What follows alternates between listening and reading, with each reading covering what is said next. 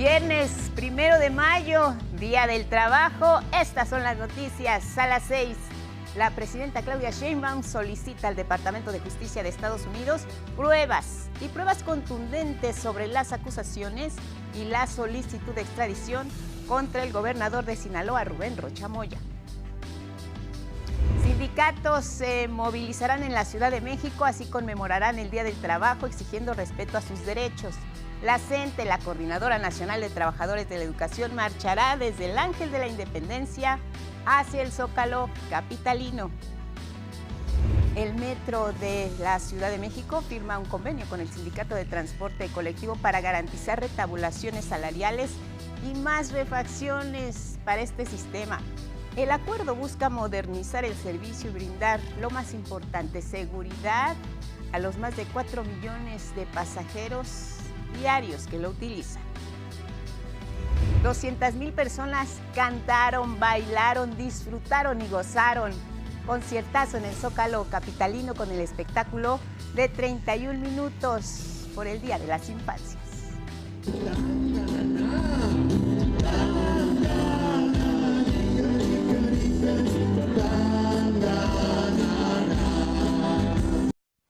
La Unión Europea pide a Israel que respete la libre navegación tras la detención de 175 activistas en aguas internacionales. Los integrantes de la flotilla humanitaria fueron interceptados mientras intentaban llevar ayuda humanitaria a Gaza.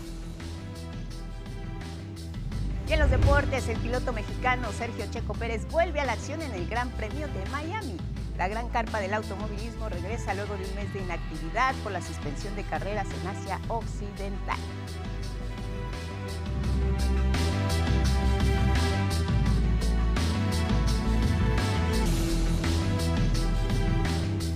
¿Qué tal? ¿Cómo están? Buenos días, bienvenidas, bienvenidos a su noticiario a las 6 con lo más importante, lo más relevante aquí en nuestra pantalla. Es día de asueto, aunque es día del trabajo para muchas y para muchos. Fin de semana largo, disfrútenlo, también bien informados, como ya es costumbre. Lo saben, es viernes, tenemos pregunta de la semana. Nos interesa conocer su opinión para que sigamos recordando a las infancias y a la vez conmemoremos este 1 de mayo, Día del Trabajo. Nuestra pregunta: ¿cumpliste tu sueño de la infancia o la vida te llevó por otros rumbos, te cambió el plan y te dedicas hoy a otra cosa? Compártenos qué haces, cuál es tu actividad laboral. Al final de este espacio leeremos todas sus respuestas. En nuestras redes sociales nos pueden ayudar a responder. También seguirnos, ahí las tienen en pantalla, escaneando el código QR. Más información en este cierre de semana.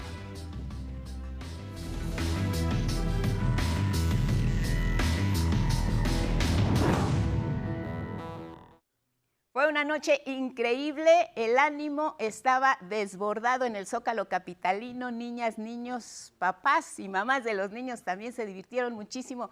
Todos los personajes de 31 minutos atrajeron su atención, llegaron al público mexicano a través de nuestra señal, la señal de Canal 11, y miren, hace ya algunos años pusieron a cantar y bailar a chicos y grandes, y ahora más de 200,000 personas estuvieron ahí recordando, viviendo, muchos con nostalgia, a estos personajes chilenos. Sandra Sitle estuvo presente y nos platica cómo se vivió esta inolvidable fiesta. Desde la tarde de este jueves, el Zócalo se llenó de títeres, de orejas de conejo rojas, micrófonos de peluche y mucha emoción por ver a 31 minutos en vivo. Los hombros de papá parecían el mejor lugar, y aunque el precio sea una espalda dolorida, nada vale más que la sonrisa de los hijos e hijas. El calor llegó casi a los 30 grados centígrados, pero no impidió que esperaran horas, cubiertos por sombrilla, a la espera de Tulio Triviño, Juan Carlos Bodoque, Patana, Juanín y una larga lista de personajes que, más que títeres, son amigos, compañeros de vida de varias generaciones que este 30 de abril se reunieron para celebrar a las infancias. Antes de que comenzara el concierto, el Zócalo ya estaba lleno y el mínimo sonido en el escenario desataba gritos de emoción. A las 7 de la noche el momento había llegado. ¡Estamos listos, Juanín!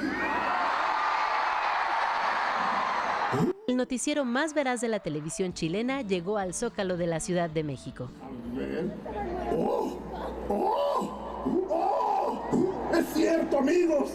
Esta es la noticia más noticiosa de la historia de las noticias. presentaron su espectáculo Yo Nunca Vi Televisión de manera gratuita para 230,000 personas. Infancias de todas las edades que corearon una larga lista de canciones como Objeción Denegada, La Señora Interesante o Tangananica Tangananá.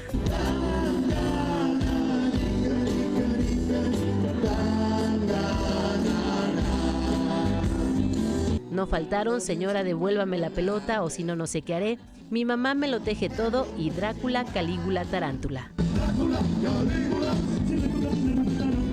Son Pololo se escuchó hasta las calles aledañas al Zócalo, donde tampoco cabía un alfiler.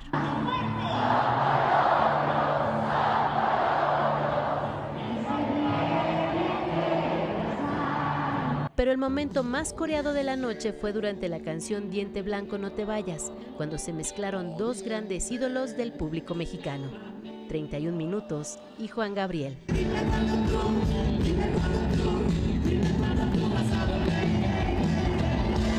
Fueron 2 horas llenas de emoción y nostalgia. Para mí ver los personajes en vivo fue maravilloso. Estuvo muy bueno, la verdad nos gustó mucho, nos las pasamos muy bien. Un momento que se disfrutó en familia. Y realmente la filosofía que llevamos a cabo es que con cualquier cosa puedes ser feliz. Entonces, eso lo compartimos, venimos desde el Estado de México, desde Nicolás Romero, solo por 31 minutos. Entonces, qué bueno, muchas gracias a Canal 11 por compartir esto y amor y paz para todos. ¡Viva 31 minutos! 11 Noticias, Sandra Sitle. Bueno, las sonrisas de los asistentes lo dicen todo y muchos dicen también que se repita. Felicidades a todas las personas que lo siguieron directamente en vivo en el Zócalo y a quienes lo hicieron a través de las pantallas de Canal 11. Conciertazo inolvidable. Vámonos con la beca Rita Cetina, esta nueva beca que se entrega por primera vez a estudiantes de primaria y va a beneficiar a 9.9 millones de alumnos y alumnas. Es un apoyo para que compren sus útiles escolares, sus uniformes, lo que necesiten. La beca Rita Cetina. Que consiste en un apoyo previo a entrar a clases en agosto, va a ser depositado de 2,500 pesos para que puedan las familias tener todo lo necesario para entrar a la escuela. Bueno, ahí está la presidenta Claudia Sheinbaum dando detalles en la conferencia matutina. Hablaba de los casos de primaria, pero también en secundaria hay recursos. 5.3 millones de estudiantes ya están recibiendo la beca. En total vamos a tener a 15.2 millones de niños y niñas con su beca en este 2026. El secretario de Educación Pública, Mario Delgado, agregó también que mediante el programa Vive Saludable, Vive Feliz, que lleva brigadas médicas a las escuelas, se han censado 10.4 millones de estudiantes en 87,000 planteles. Y ya 4.7 millones de niños y niñas fueron a las clínicas de salud, llevados por sus papás, por sus mamás, a recibir orientación nutricional o a que les revisen los dientes, y ya hemos entregado 89,000 lentes gratuitos. Es importante recordar que parte de la estrategia de Vive Saludable, Vive Feliz también ofrece consultas en odontología, promueve el consumo de alimentos sanos, hábitos saludables para prevenir sobre todo la obesidad y el sobrepeso y entregar, como ya escuchábamos al secretario, lentes gratuitos. Tenemos 2 millones de lentes listos para entregarse, es decir, todos los niños y niñas en México en primarias públicas que necesiten lentes son completamente gratuitos, así que estamos listos para entregarlos. En beneficio de 13.7 millones de niñas y niños de primaria, este año el programa La Escuela es Nuestra va a intervenir con mejoras en instalaciones y servicios en 137,000 planteles en todo el país. ¿Qué dicen? ¿Qué opinan las y los beneficiarios que están recibiendo esta beca, la beca Rita Cetina? Mi compañera Gabriela Jiménez conversó con ellos y nos tiene la siguiente historia.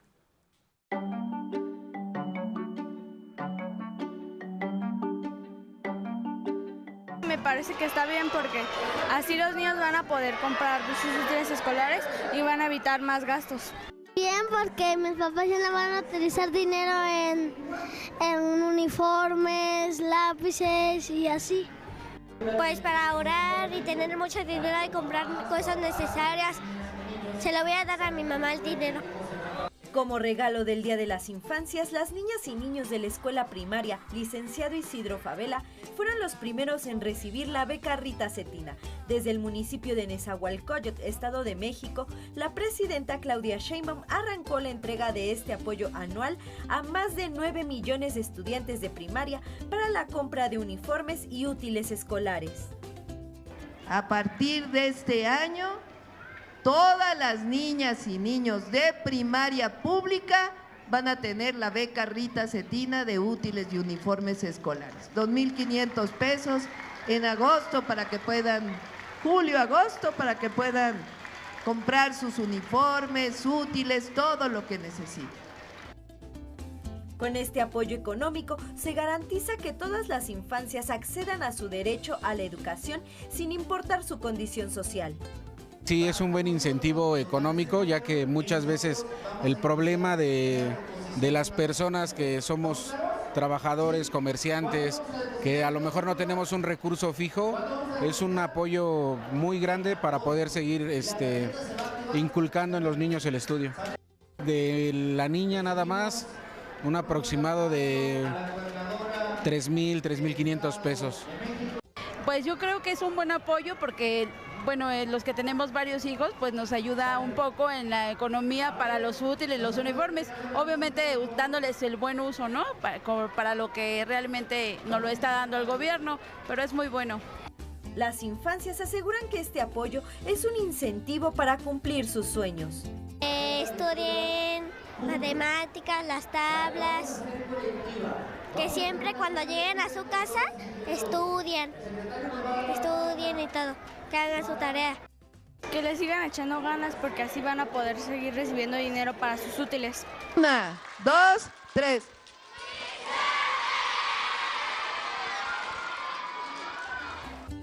Con imágenes de Christopher Arismendi y Jair Maya, 11 Noticias, Gabriela Jiménez. Puras buenas noticias para las infancias en su día y quienes piensan que están alejados de las matemáticas. Ya escuchamos a este pequeñito diciendo estudien, estudien para que puedan seguir con su beca. Las finanzas sí les atraen a las niñas y a los niños. Miren, más de 6,000 infantes participaron en el concurso de dibujo organizado por la Comisión Nacional para la Defensa de los Usuarios de los Servicios Financieros. ¿Cómo estuvieron las cosas? María Fernanda Ruiz nos cuenta esta historia. En la premiación del 10º concurso de dibujo y pintura infantil Trazos Financieros de la Conducef, las infancias mostraron interés por las finanzas. Yo pienso que las finanzas son buenas porque nos ayudan a poder controlar o manejar bien nuestro dinero. Sí. ¿Por qué? Pues para que tengan muchísimo más dinero. Claro, y poderlo comprar. ¿En qué? ¿A ti qué te gusta comprar cuando ahorras tu dinero? En cosas mejores. Claro, ¿cómo qué? Como medicinas o algo importante que sí necesites. Participaron más de 6,000 dibujos de niñas y niños de entre 6 y 12 años. Se premiaron 2 categorías y hubo 5 menciones honoríficas.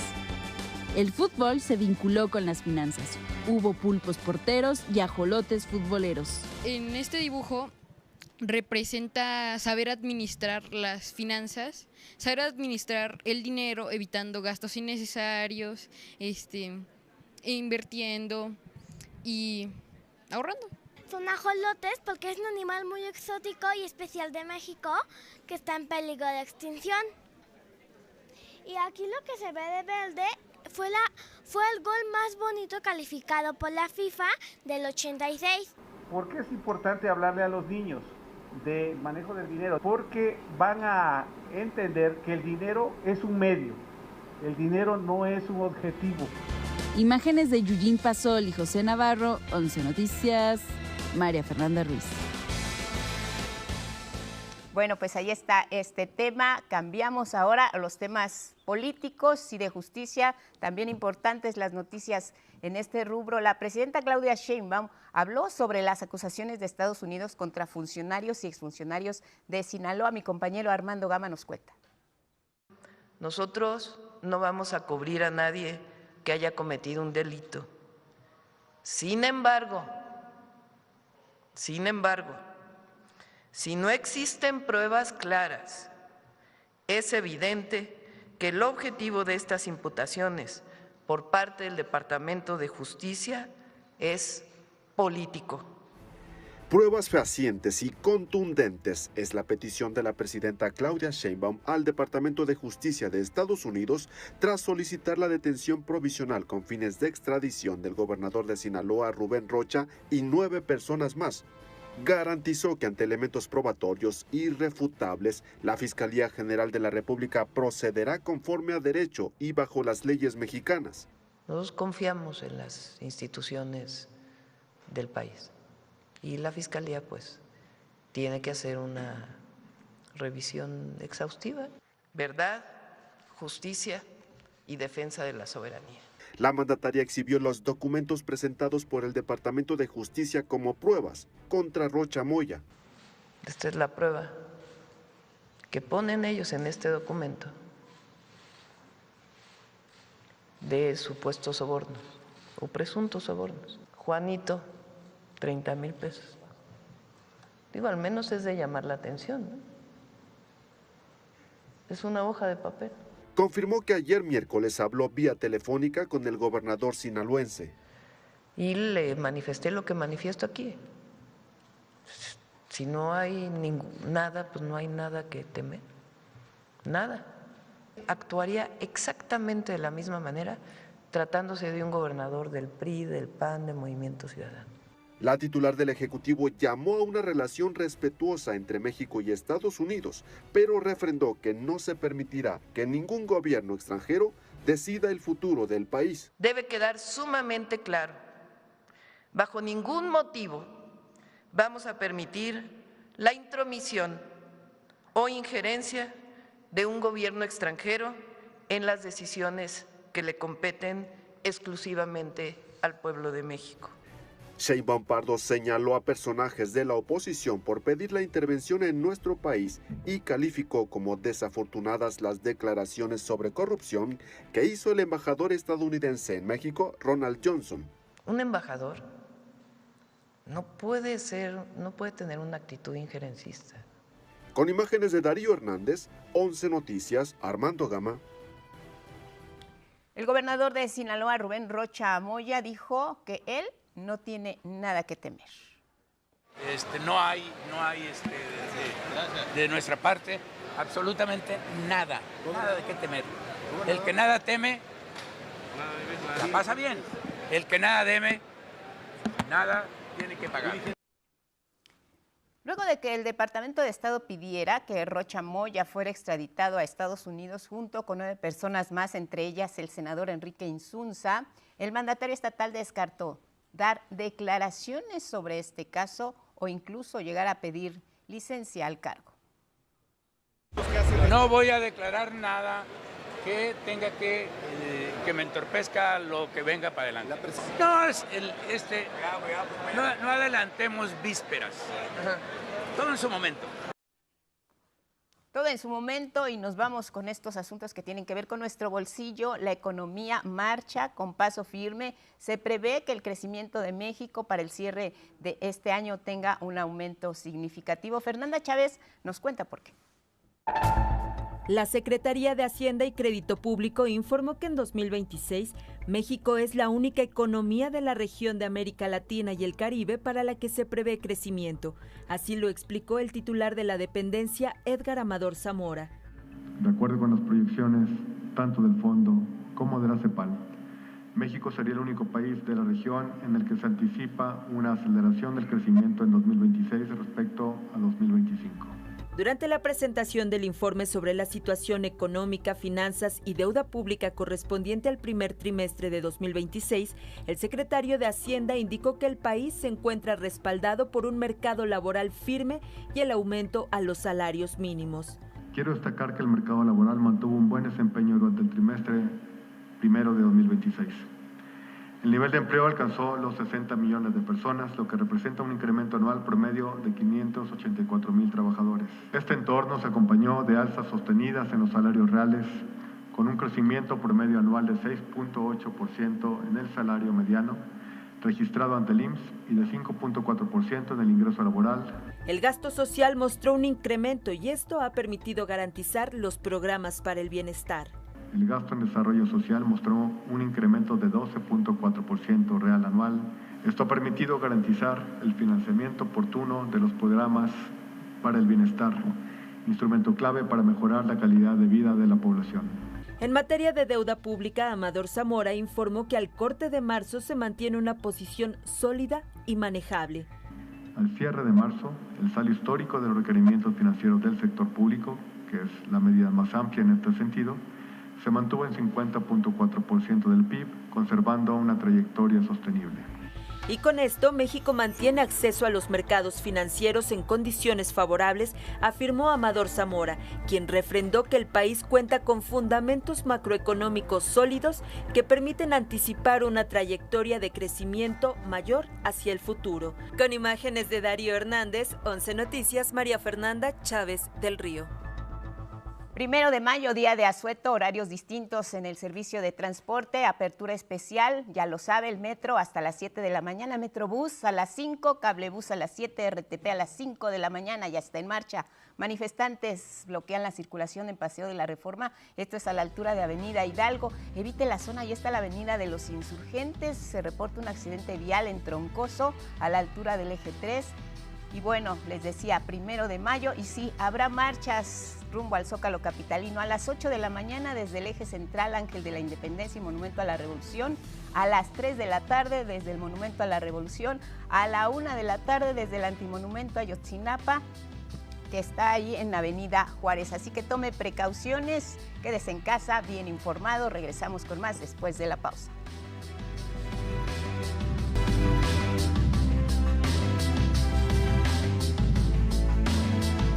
A las 6:30 en la hora del centro continuamos con más información. Esta mañana, 1 de mayo, Día del Trabajo aquí en Canal 11. Los sindicatos nacionales de trabajadores, como lo hacen habitualmente, salen a las calles, marchan en este Día Internacional del Trabajo en exigencia de que se respeten sus derechos laborales.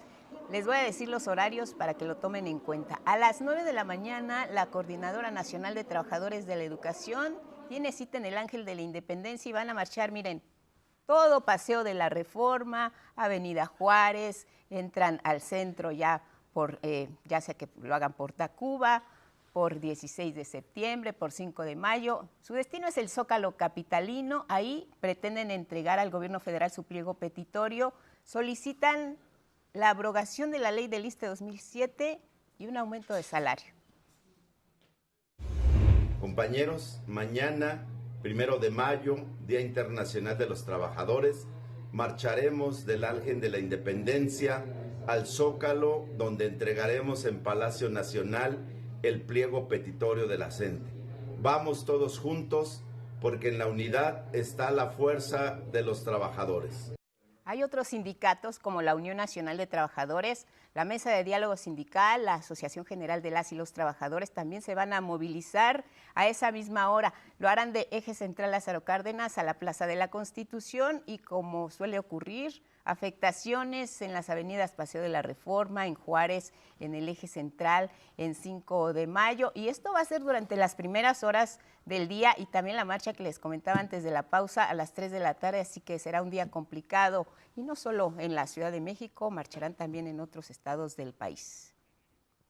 Y lo que queremos resaltar en el Día del Trabajo, en este 1 de mayo, es lo que hacen las y los mexicanos que todos los días puntualmente se levantan temprano, van a trabajar, están dispuestos a dejar ahí pues parte de sus actividades, de su día. Tan solo en el mes de marzo, las y los trabajadores sumaron números positivos a la cifra más alta de personas ocupadas en la historia del país, como nos cuenta María Fernanda Ruiz.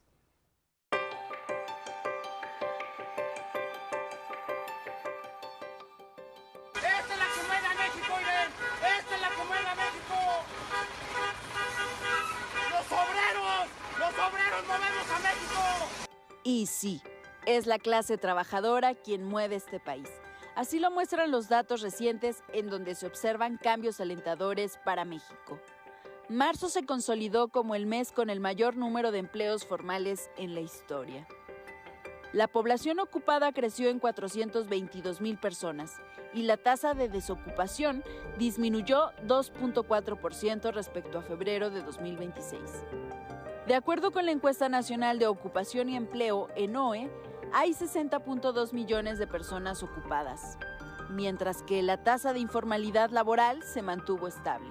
Desde enero de 2019 a marzo de 2026 se han creado 6.9 millones de empleos y 58% son formales. En donde todavía hay enormes desafíos es con las trabajadoras, porque persiste una brecha de género. Su participación laboral es del 45.1%, mientras que en sus pares es de 73.8%. Alrededor de la mitad de las mujeres que no buscan empleo es porque son cuidadoras. 3 de cada 4 ejerce el cuidado. De 24.5 millones de mujeres ocupadas, más del 56% están en el sector informal. Y aunque el trabajo de cuidado no remunerado representa el 23.9% del PIB total de la economía mexicana, no es reconocido. Así que este 1 de mayo hay que recordar que ellas y ellos, la clase trabajadora, sostiene a México. 11 Noticias, María Fernanda Ruiz. Miren, parte de los derechos laborales es el derecho a huelga y el 1 de octubre del año 2025 inició la que se convertiría en la huelga más larga en la historia del Monte de Piedad. Azucena Rangel nos cuenta por qué se ha mantenido 7 largos meses. Les contamos más. Este día se cumplen 7 meses desde que inició la huelga en Nacional Monte de Piedad, la más larga en la historia de la institución, y la cual, de acuerdo con el sindicato, no se ha podido resolver por falta de conciliación con el patronato. Nosotros hicimos uso de ese beneficio que tenemos los trabajadores porque se rompió un diálogo del cual pues nosotros siempre hemos estado acostumbrados que mediante el diálogo se resuelven mejor las cosas. Según el sindicato, la huelga inició porque se violó el contrato colectivo de trabajo, hubo despidos injustificados e intento de eliminar prestaciones. Y aunque previo al estallamiento de la huelga, aceptaron algunos acuerdos como ampliar la jornada a 5 horas, reducción de plazas, que las personas de nuevo ingreso no tuvieran acceso al seguro médico y jubilación, la patronal incumplió. Realmente la solución ellos la tienen, es de muy poco costo, digamos. Son cláusulas que ya fueron sancionadas, que fueron platicadas, acordadas por la administración, que están plasmadas en el contrato colectivo de trabajo, que es un contrato que se legitimó de acuerdo a la reforma laboral. Por su parte, el Monte de Piedad informó el pasado 26 de abril que desde el inicio de la huelga han hecho 6 propuestas formales de solución y 3 más planteadas por las autoridades, las cuales aseguran han sido rechazadas por la dirigencia sindical. Y mientras tanto, cientos de ignorantes temen por sus prendas que dejaron empeñadas en distintas sucursales a lo largo del país, ya que los impuestos siguen corriendo. Al final del día estás atorado, porque ni puedes sacar la prenda, ni tampoco puedes pagar o solventar ese gasto digamos, de los intereses que te están subiendo, porque ya los intereses ya se están disparando demasiado. A decir del sindicato, la Secretaría del Trabajo ha estado presente en las mesas de negociación. Sin embargo, hasta el momento no se ha logrado llegar a un acuerdo. Los únicos que han participado pues es la Secretaría del Trabajo. La Secretaría del Trabajo, que se ha utilizado el Centro Federal de Conciliación y Registro Laboral con el licenciado Alfredo Domínguez Barrufo, en el cual pues ha hecho su esfuerzo para poder llegar a una negociación. Con imágenes de Christopher Dávila y Bruno Ruiz, 11 Noticias, Azucena Rangel. La dirección del Metro de la Ciudad de México y el Sindicato Nacional de Trabajadores del Transporte Colectivo firmaron un importante convenio que reconoce a las personas trabajadoras con retabulaciones salariales, compactación de plazas, mejores condiciones y sobre todo también fortalece la adquisición de refacciones y herramientas para dar mantenimiento a las instalaciones fijas y de trenes en el metro. El director Adrián Rubalcaba celebró que este convenio garantice un servicio más moderno y sobre todo seguro. Son 4.5 millones de pasajeros y pasajeras que se transportan en el metro. Con este gran acuerdo de sensibilización del gobierno de la ciudad, vamos a ver un metro más moderno, mucho más eficiente. Bueno, ahí las palabras del director del metro. ¿Qué dijo el líder del Sindicato Nacional de Trabajadores del Sistema de Transporte Colectivo, Fernando Espino? Él reconoce la disposición de las autoridades para mejorar las condiciones laborales.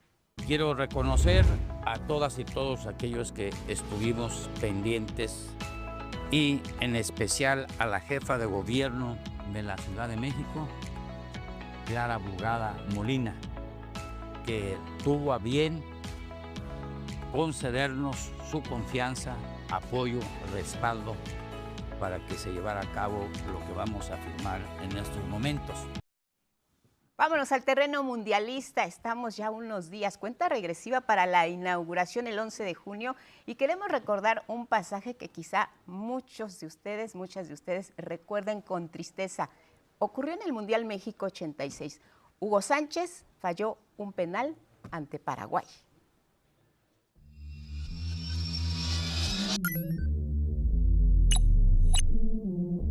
Nuestro juego, nuestra sede, nuestra tradición.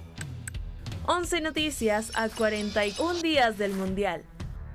Te presentamos las historias, los personajes, los lugares que nos recuerdan que en México el Mundial es tradición. Pese a ser un excelente cobrador de penaltis, Hugo Sánchez falló uno en México 86. Frente a Paraguay, erró ante el portero Roberto Fernández, negándole el triunfo al equipo tricolor.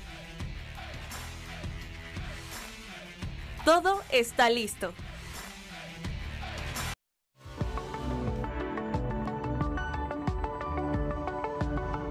Juan Pablo San Esteban, hay quien diría la maldición de los penales porque no los queremos, no queremos pisar ese terreno en este mundial, ni nunca creo. ¿Cómo estás? Buenos días. Sí, es muy buen día, Lupita, contento de acompañarte.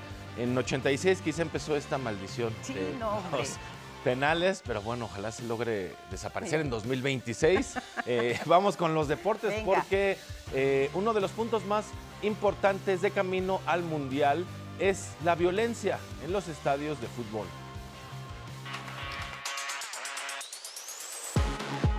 A 41 días del inicio del Mundial 2026, los estadios son espejos que reflejan las conductas de aficionados, futbolistas, entrenadores y directivos, en varios casos violentas, pero sobre todo machistas que parecen imposibles de controlar.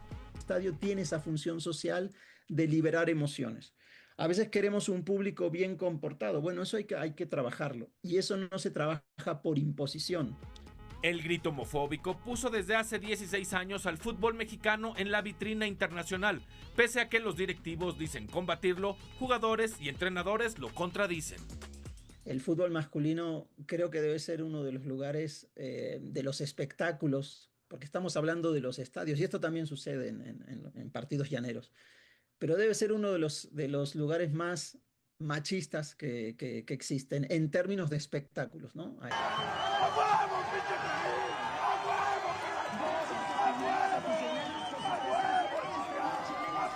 Palabras, cánticos y conductas machistas se lanzan en el campo de juego por los integrantes de los equipos, que luego de ser criticados o multados, intentan ocultar con disculpas y mensajes de arrepentimiento. Hay una serie de ingredientes donde la homosexualidad se penaliza, ¿no? Es decir, hay que mostrar que uno es hombre, verdaderamente hombre, y el otro es homosexual. Pese a las sanciones por parte de la FIFA y la petición de los federativos de no continuar usando el grito homofóbico, no se han frenado este tipo de conductas. Siempre pienso que el cambio se debe dar en conjunto, o sea, y no impuesto. Sí, y eso requiere mesas de diálogo, requiere acuerdos, requiere compromisos y requiere sanciones. Pero ¿quién sanciona a las instituciones cuando no cumplen con los estándares que prometen? Y aunque muchos en el fútbol dicen que quieren cambiar estas actitudes, la realidad es que no se hacen responsables de transformarlas. Abundan ejemplos de trabajo intensivo y colectivo sobre los estadios en Inglaterra, en Alemania, en Bélgica, en Colombia, si queremos tomar un ejemplo latinoamericano, que no está exento de problemas y de episodios de violencia recurrente, pero hay un trabajo sostenido de autoridades con aficionados. Entonces esa sería mi reflexión para México. Están todos los ingredientes para que se pueda hacer, pero bueno, por ahora es muy tibio ese trabajo. 11 Noticias, Juan Pablo San Esteban. Y bueno, en otra información, las audiencias para esclarecer la muerte de Diego Armando Maradona van más lento de lo normal. Tras una falla técnica en la grabación de los testimonios, Verónica Ojeda, la expareja del futbolista, finalmente pudo declarar este jueves. La defensa de los médicos acusados presentó unos audios donde supuestamente la familia de Maradona y los especialistas que lo cuidaban acordaron internarlo en un domicilio para que terminara de recuperarse tras una operación en la cabeza a la que fue sometido. Sin embargo, la expareja del 10 mostró ese mismo audio, pero con una duración de 1 hora, para argumentar que la prueba fue manipulada. También tocó el turno de Colin Campbell, el primer médico en llegar al domicilio después de que Maradona se descompensó, y afirmó que cuando llegó el argentino ya tenía al menos 2 horas de fallecido. Otro que subió al estrado fue el psicólogo Carlos Díaz, quien habló del trastorno narcisista de Diego y su problema con las adicciones. Por último, surgió un nuevo conflicto. Matías Morla, un abogado muy cercano a Maradona, irá a juicio junto a 2 hermanas del futbolista porque lucran indebidamente con la marca de la estrella del fútbol que sigue generando grandes ganancias. La próxima audiencia está programada para el martes 5 de mayo. Y Gianni Infantino, presidente de la FIFA, dio a conocer que cuando termine su administración en 2027, buscará reelegirse y se presentará con el respaldo de al menos 3 de las 6 confederaciones que existen. Los subcampeones olímpicos Osmar Olvera y Juan Manuel Zelaya ganaron la medalla de plata en trampolín de 3 metros sincronizados de la superfinal de la Copa del Mundo de Clavados 2026, celebrada en Beijing, China. La pareja mexicana sumó 420.57 puntos, solo por detrás de la dupla china que alcanzó 460.68 unidades. Y bueno, las Chivas vencieron 2-1 a Pachuca en la ida de los cuartos de final de la Liga MX femenil. En el otro encuentro de la liga, Toluca recibió a Tigres, en donde triunfaron con un marcador 2-1. Y tras un mes de pausa en la Fórmula 1, este fin de semana volverá a entrar en acción el piloto mexicano Sergio Pérez en el Gran Premio de Miami, donde se espera que haya tormentas eléctricas, lo cual podría provocar retrasos durante la calificación este viernes, en el sprint del sábado y en la carrera que será el domingo. Esta es la información deportiva. Muy buen día. Oye, Juanpa, ¿tú le dabas tu voto a Gianni Infantino para reelegirse como pues, el líder de la FIFA?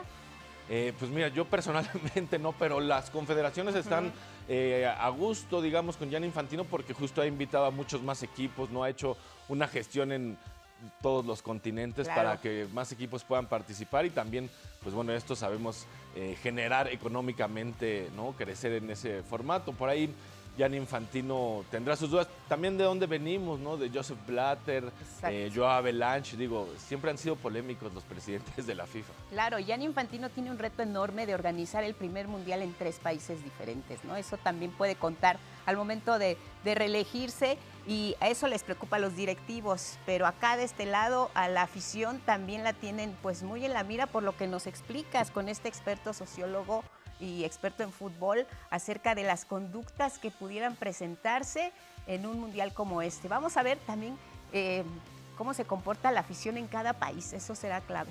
Sí, aquí en México además llevamos ya varios años con la lupa de la FIFA respecto al grito homofóbico y otras violencias que suceden en México, desgraciadamente, cada fin de semana en la liga. Entonces, bueno, será también cuestión de que los federativos, ¿no? En verdad implementen una campaña que vaya más allá de una sanción o de asustarte con una sanción, sino que se trabaje un poco más de profundidad, que es lo que mencionaba el doctor Fernando Segura, que él cree que ahí está puesto, digamos, el terreno, solo falta trabajarlo de forma más contundente. ¿Y habría una campaña que encajara, digo, en los medios de comunicación? No sé, tú tendrás el dato, ¿lo hemos visto? O sea, conducta deportiva, como dicen, juego limpio, no lo hemos visto en sí. Podría ser la oportunidad ahora que los reflectores están puestos en el fútbol en todo el mundo, ¿no? Sí, yo creo que está completamente puesto, pero también muchas veces desde el mismo, los medios muchas veces reproducen estos mismos mensajes. Por un lado se critican y por el otro los ves al siguiente día en una mesa reproduciéndolos. Entonces también hay una contradicción ahí que creo que tiene que cambiar desde arriba. Desde arriba. Muchas gracias, Juanpa. Buen fin de semana. Largo para muchos. Para muchos, sí, muchas. Gracias. Gracias, que descanses. Nos vemos pronto. Y miren, a fin de solucionar el pago de becas a estudiantes mexicanos de posgrado en Reino Unido, que anteriormente era cubierta por Fundación Politécnico, el director general del Instituto Politécnico Nacional, Arturo Reyes Sandoval, sostuvo una conversación con el presidente y director de la Universidad Queen Mary en Londres, Colin Bailey.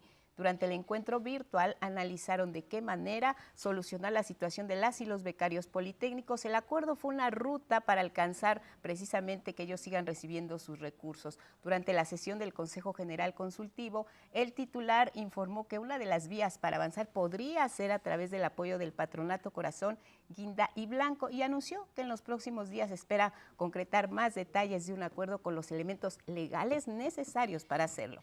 El rector Colin Bailey reconoció también la necesidad de encontrar una salida a este tema, las becas de las y los estudiantes del Poli en el extranjero. Y en sesión del Consejo General Consultivo, el director general del Instituto Politécnico Nacional, el doctor Arturo Reyes Sandoval, instruyó a las y los directores de unidades académicas, centros de investigación y vinculación para que en un plazo no mayor a 15 días establezcan asambleas con sus comunidades a fin de tejer un diálogo abierto y escuchar cuáles son las necesidades específicas de la comunidad politécnica. Recibimos y analizamos los pliegos petitorios que se han entregado hasta ahora. Sin embargo, consideramos fundamental fomentar una participación que sea más amplia, más profunda en todas las unidades politécnicas. Dijo que la idea es recopilar los requerimientos y dar solución de inmediato a aquello que permita el actual ejercicio presupuestal. Las peticiones que exceden este presupuesto se van a integrar a un diagnóstico institucional que se va a entregar a su sucesor o sucesora, dijo en la Dirección General del IPN, para que se atiendan. Pero también Arturo Reyes Sandoval consideró que solo con un diálogo transparente se puede avanzar por el bien de la educación, por el bien, dijo, de México.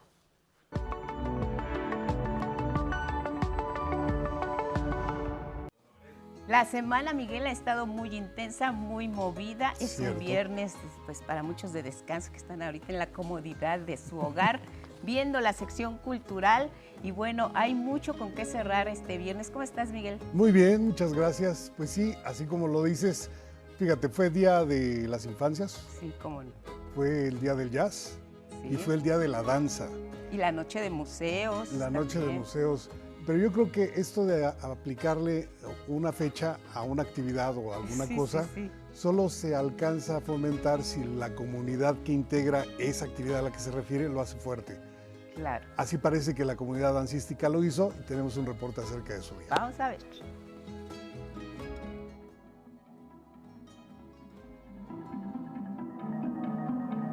Aquí en la danza se los demostramos, no hay límites. Cualquiera puede bailar, cualquiera puede expresar lo que siente a través de la danza. Es el mensaje que transmite la compañía Fuga a propósito del Día Internacional de la Danza. Jorge Sánchez forma parte de ella desde hace más de 13 años y ahí aprendió a trascender las limitantes físicas. Si tú llegas y no sabes bailar, con que hagas esto, yo te lo complemento. Si un ciego nomás alza la mano, yo lo complemento esa. O sea, todos tenemos una forma de sentir la música.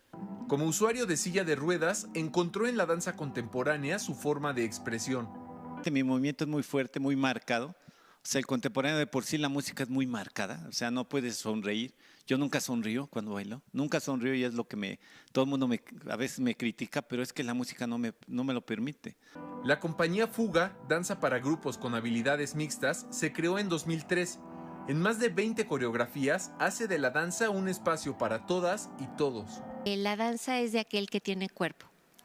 Entonces, esa es nuestra propuesta. Todos podemos bailar, todos nos enriquecemos con la danza. La propia danza se enriquece con la diversidad. Con esta compañía, Jorge pudo cumplir uno de sus sueños como artista. Dentro de mis sueños era a largo, corto y mediano plazo, y el más largo era presentarme en Bellas Artes, y nomás fueron 5 minutos, pero con esos 5 minutos dije, con eso tengo. Como parte de la jornada por el Día de la Danza en el Centro Cultural Jaime Torres Bodet del IPN, presentaron Enigma, piezas sobre las distintas posibilidades para arribar a buen puerto. Con imágenes de Eduardo Zamudio, 11 Noticias, Mauricio Romo. Bueno, desde hace 11 años la compañía Shenyun, fundada en 2006 en Nueva York, que expone aspectos de la cultura tradicional china, trae a México su espectáculo de música y danza con expresiones tradicionales de China combinadas con aspectos contemporáneos. Este año Hace gira en Monterrey, Ciudad de México, Puebla y Guadalajara. Que es una cultura muy especial, unas danzas étnicas preciosas con unos colores, entonces rescatan mucho de esta civilización, de diferentes dinastías, de clásicos de la literatura china, de diferentes épocas. Este espectáculo se presenta este viernes, sábado y domingo y tenemos boletos dobles para la función de hoy a las 18 horas. Soliciten sus cortesías en X, @11 Noticias TV o en Facebook 11 Noticias. En el espacio donde se publica esta convocatoria es más fácil ubicar sus peticiones y deberán recoger los boletos ahí en el Auditorio Nacional de la Escultura de la Luna.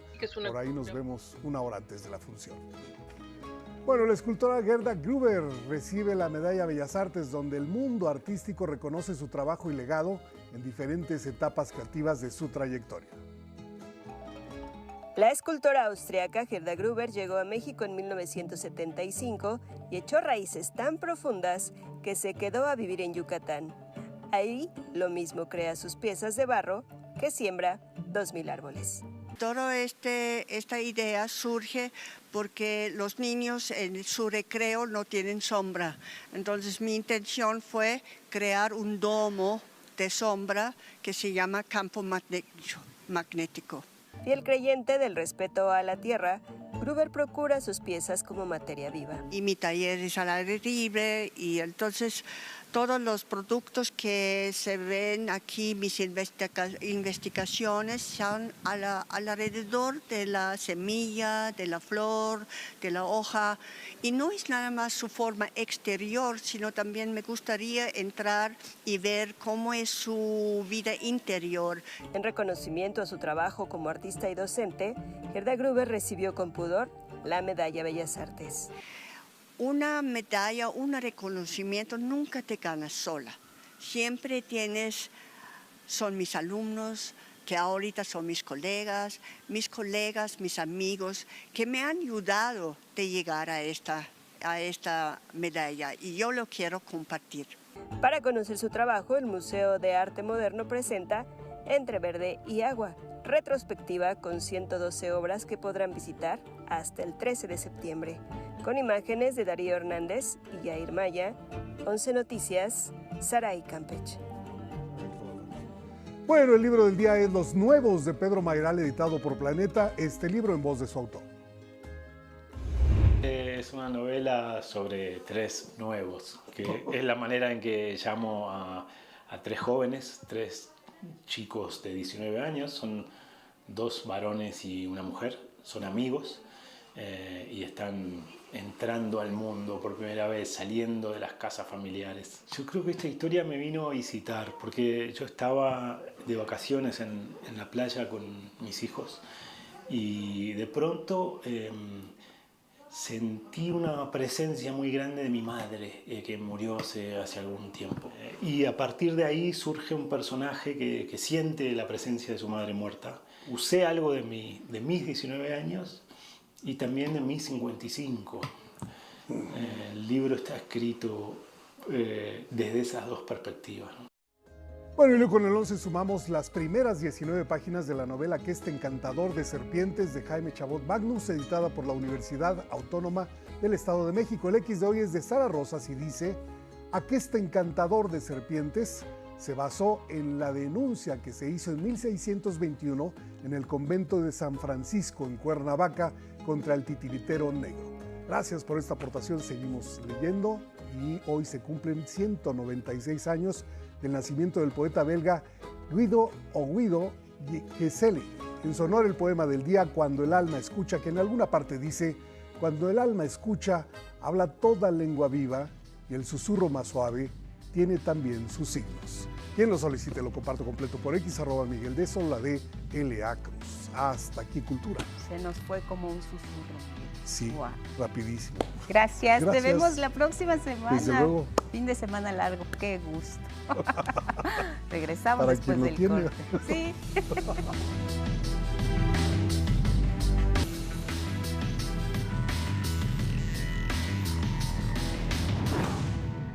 A las 7 en la hora del centro, un resumen en 11 Noticias. La presidenta Claudia Sheinbaum inició la entrega de la beca Rita Cetina para 9 millones de estudiantes de primaria. Un apoyo anual que busca garantizar que todas las infancias cuenten con uniformes y útiles escolares sin importar su condición social. Tras el alza del precio del jitomate, el secretario de Hacienda Edgar Amador informó que representa el 89% de la inflación en su rubro este producto y añadió que el encarecimiento responde a las heladas en el norte del país y a una reducción en la superficie cultivada que afectó la producción nacional. La jefa de gobierno de la Ciudad de México, Clara Brugada, inauguró la Utopía Ceilán de la alcaldía Azcapotzalco, recinto en el que se implementará el sistema de educación inicial en la capital del país. México y la Unión Europea firmarán el próximo 22 de mayo la modernización de su Tratado de Libre Comercio. La presidenta Claudia Sheinbaum confirmó que el acuerdo se sellará en la capital del país, fortaleciendo además la presencia mexicana en el Foro de Cooperación Asia-Pacífico.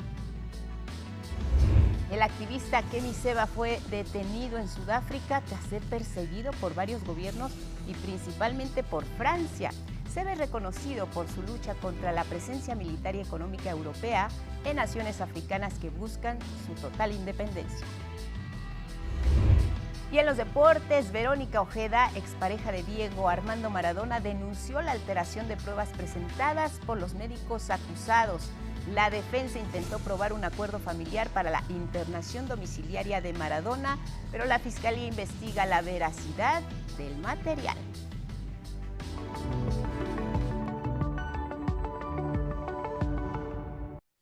Y brotan las palomitas a esta hora, Toñito. Vámonos a la pantalla. Ay, sí, ¿a poco no? Sí, calientitas, sí. Con mantequillita. Qué ricas. Sí, claro que sí. Buenos días, Invítanos Lupita. al cine. Pues buenos días a todos, queridos amigos. Muy feliz viernes, fin de semana largo. Y bueno, si bien la película dominante en las carteleras es El Diablo Viste a la Moda 2, que iremos a ver desde luego, pues nosotros traemos otras propuestas para ustedes de buen cine, para pues todos los gustos y todas las edades. Vamos a empezar, y nos da mucho gusto decirlo, por un largometraje de animación de producción mexicana, nada menos que BEM, un lémur en fuga, dirigida por Leopoldo Aguilar.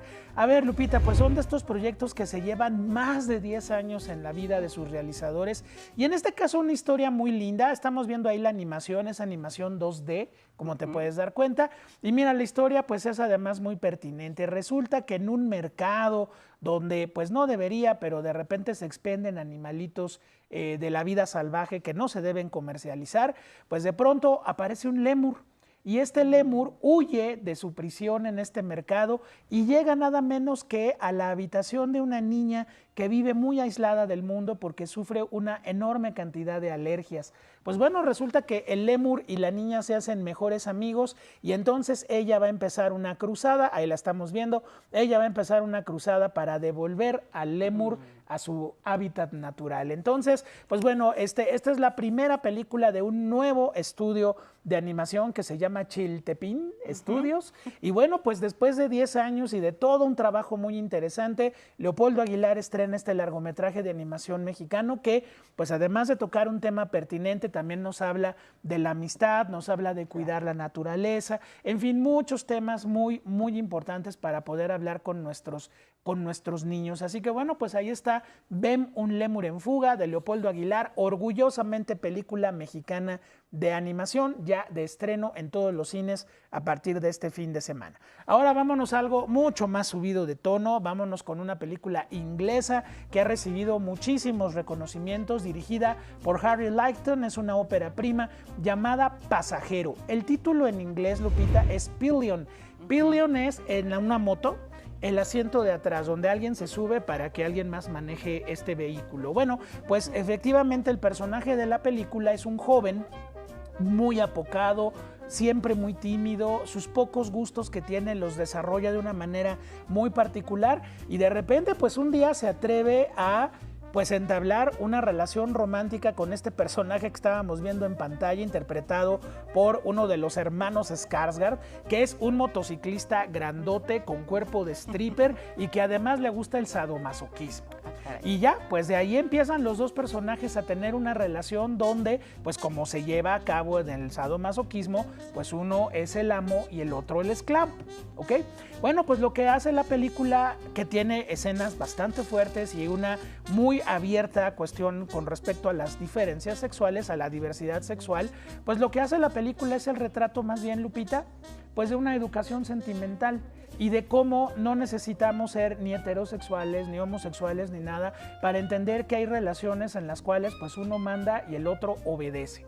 ¿Eso está bien o está mal? Pues bueno, ustedes vean la película, una película para público adulto y de muy amplio criterio, pero que tiene un tono de comedia romántica retorcida muy interesante. Por eso la traemos aquí a colación. La película ha ganado muchísimos premios internacionales desde su estreno en el Festival de Cannes. Y bueno, pues llega a México Pasajero de Harry Lighton, que les digo, no importa la preferencia sexual, es una historia de amor y sobre todo la historia de un personaje que aprende a querer y a quererse. Con eso cierro el tema. Pues bueno, vámonos con nuestra última película, muy padre, muy lograda, Exit 8, del director Genki Kawamura. Déjame contarte, Lupita, que en Japón, en el 2023, surgió esto como un videojuego de una empresa que, pues bueno, logró unas ventas y logró un impacto mediático increíble. Y ahora, pues llega la versión de cine. Estamos con un hombre que va en un viaje en el metro, como cualquiera de nosotros.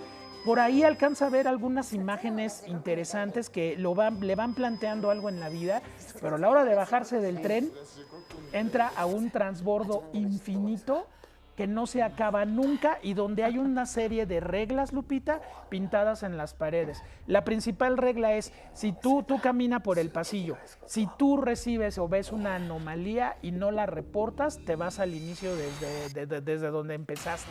Entonces, pues en lo que el personaje entiende qué es lo que va a pasar, pues obviamente va regresando al punto de inicio infinitas veces. Por ahí aparece un niño, por ahí aparece un personaje muy siniestro con una sonrisa diabólica, por ahí aparecen monstruos y algunas fantasmagorías, pero también el personaje tiene problemas muy serios con respecto a su infancia, con respecto a que está próximo a ser padre, y entonces entre el miedo, la reflexión, el flujo de conciencia, lo que ustedes quieran, pues bueno, si alguna vez se han sentido atrapados en una estación del metro, esta es la película idónea para todos ustedes. Exit 8, pues es una adaptación de videojuego inteligente, interesante, muy aterradora a veces y que finalmente pues nos lleva a cómo también, Lupita, los lenguajes, ¿no? El videojuego claro. Y el cine ya son prácticamente lo mismo. Cuando tú juegas un videojuego, juegas una trama en primera persona y aquí la película te pone en primera persona para que juegues tu juego en un transbordo de metro infinito. Ay, así que bueno, pues ahí está Exit 8, como te puedes dar cuenta, pues para todo público este fin de semana. Y para todas las edades. Las edades, los ánimos, la fortaleza frente a estas películas que te ahí sobresaltan. En fin, claro Toñito, sí. Siempre la mejor cinematografía contigo en este espacio a esta hora. Lupita. Gracias, como pronto. Siempre. Muchas gracias. Saludos en casa. Hasta luego, gracias. Seguimos con más.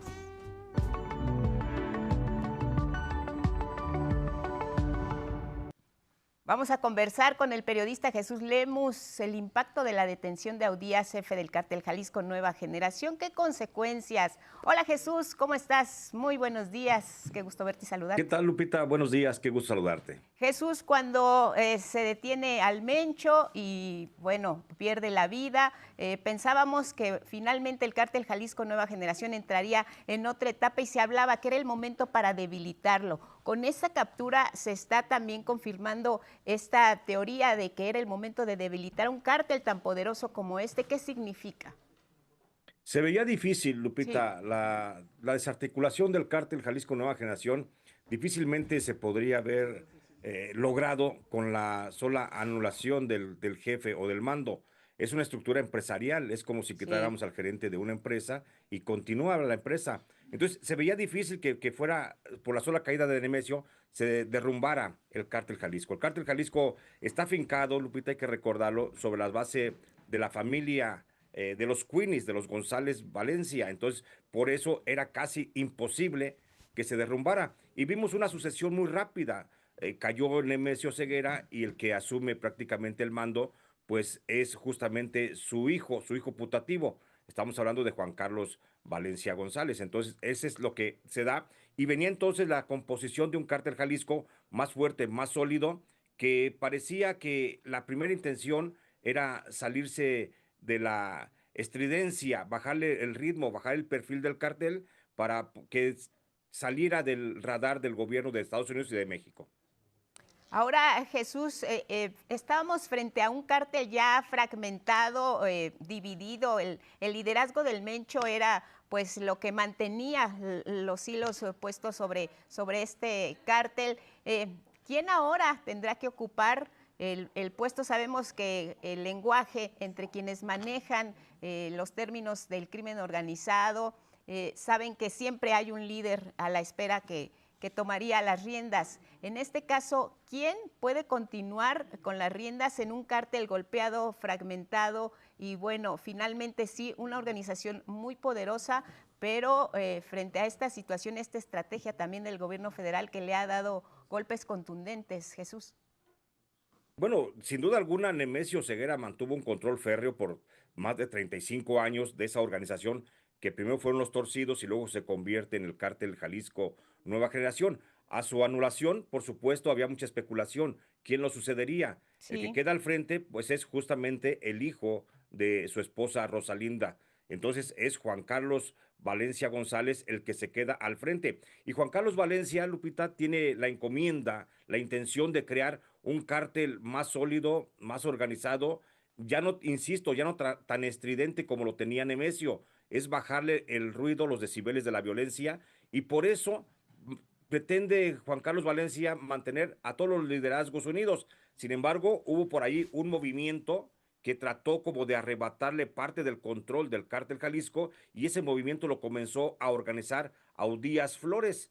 Audías Flores trató de rebelarse al nuevo liderazgo, que es Juan Carlos Valencia, y por eso Juan Carlos Valencia reveló la ubicación de Audías Flores, y por eso se da la detención del jardinero, porque el jardinero ya se estaba organizando con otros liderazgos regionales, tanto de Jalisco, de Michoacán, de Zacatecas y de Nayarit, para tratar de disputar el control o fragmentar al cártel Jalisco. Y fue cuando Juan Carlos Valencia, el nuevo líder del cártel Jalisco, decidió que no era por ahí la dirección del cártel, y por eso decide entregar a la autoridad Audías Flores. Bueno, pues estamos hablando de traición en este caso, Jesús, y cómo esto se integra a la estrategia de seguridad que ha venido manejando el gobierno. ¿Qué significa para finalmente quien está al frente del gabinete combatiendo a los cárteles de la droga, el que se logren estas capturas, se golpee un cártel tan poderoso como este, que resulte en su fragmentación, la pérdida de unidad, la división,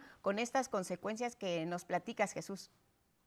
Sin duda alguna, más que traición en el cártel, Lupita, es la permanencia del propio cártel, es la sobrevivencia, es la reestructura y la reorganización interna para poder sobreviviendo. Sí, mediáticamente la detención de Audías Flores ha sido un impacto fuerte porque es uno de los mandos del cártel Jalisco. Sí. Y sin duda alguna, a nivel nacional, a nivel mediático, sí se observa como un golpe duro asestado a la estructura del cártel Jalisco. Sin embargo, en la operatividad, la estructura no ha sufrido ningún resquebrajo. Esto sigue siendo igual, el cártel Jalisco sigue teniendo presencia en las 32 entidades del país, y por supuesto las células criminales del cártel Jalisco que operan en diversas localidades podrían ya ser más de 130 organizaciones delictivas en toda la entidad, en todo el país, perdón. Entonces no hay un golpe real al cártel Jalisco, sigue operando. Lo que sí hay es una determinación, una autodeterminación por parte de la dirigencia del cártel Jalisco de disminuir su presencia mediática, y ya no va a haber manifestaciones públicas de terror, ni mucho menos manifestaciones públicas de violencia hacia la sociedad.